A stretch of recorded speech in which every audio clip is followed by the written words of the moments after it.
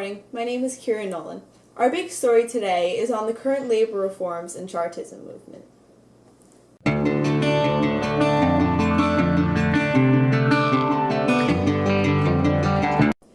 Our first focus is on the labor reforms. There isn't really one way to describe the entire labor force because there are many varied jobs and varied amounts of experience.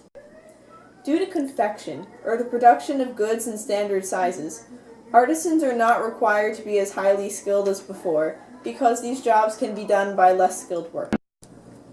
Now, Shayla will explain the guild system and the difference in the 18th and 19th centuries in regard to the guild system. In the 18th century, there were artisans who worked for masters. These artisans trained apprentices in their trade. The apprentices then worked their way up and used their skill set to become either artisans and/or masters, and this was the guild system. In the 19th century, there were political and economic liberals that fought the guild system. They thought it raised the price of labor and products, and the masters were then forced to compete with capitalized establishment and machines. At first, factories did not harm urban artisans. It actually benefited them in some ways. For example, they could get cheaper raw materials to make their goods. However, artisans found their skills and livelihood threatened in the organization of production. What started to happen is many artisans and skilled workers moved to wage labor. This movement from skilled work to wage labor is a process called proletarianization. By the mid-18th century, artisans who were proud of their skills became the most radical political element of the European working class. In 1836, William Lovett and other London radical artisans formed the London Working Men's Association.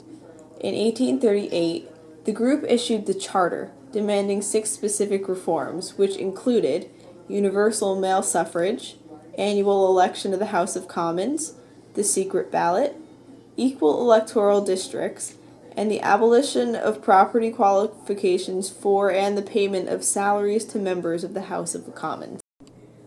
Chartists pushed for their reforms for over 10 years. They asked the Parliament to pass the Charter 3 times, and they never did. They even went to the House of Commons with a petition with millions of signatures on it. This led to a lot of widespread strikes, and the most important Chartist leader, Fergus O'Connor, made a variety of speeches all across Britain. Despite all of the efforts of the Chartists, Chartism actually failed as a national movement. Its ranks were divided among those who wanted to use violence and those who wanted to use peace to get their ways. However, it did score some successes on local levels. As prosperity returned after depression, many working people abandoned the movement. Also, Chartist demonstration fizzled out, and you didn't see them very often anymore. Chartism was the first large-scale European working-class political movement.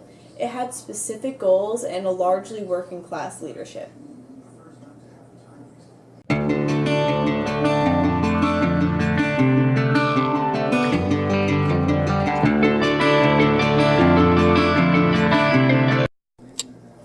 Labor reforms were very significant to the development of Europe as a whole, and they did have a positive effect on Europe.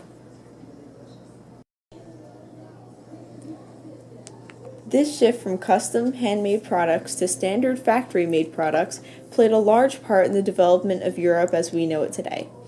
Because standard and factory-made items were mainly produced today, I would say that these reforms did benefit Europe. It may have been difficult for the artisans at the time, but it seems as though Europe generally benefited from them. The Chartist movement also had a positive effect on Europe. It was the first time that European workers formed a large-scale movement. What is even more important, though, is that it taught workers that this is the kind of mass movement necessary if they really wanted to improve their situation. So as a whole, these labor reforms and the Chartism movement definitely benefited Europe.